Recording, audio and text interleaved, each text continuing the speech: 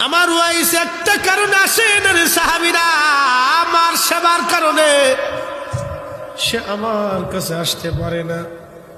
যদি মা না থাকতো তারপরে সে আসতো।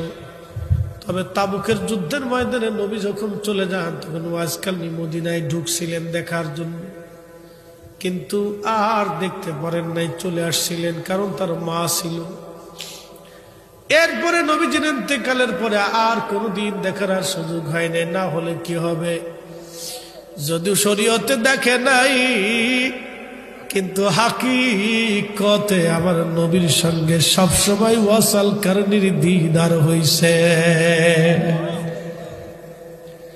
এই প্রেম বোঝানো মুশকিল।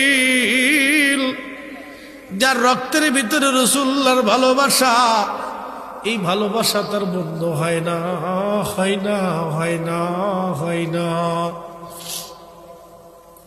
এই জন্য আমরা রাসূলকে ভালোবাসি, নবীর পক্ষে থাকি। এটা আমাদের জন্য বিরাট বড় বুলন্দ নসিব, আমাদের তকদির, আমাদের কপাল। আমরা বুলন্দ নসিব বিদায় নবীর পক্ষে আমরা থাকতে পারি।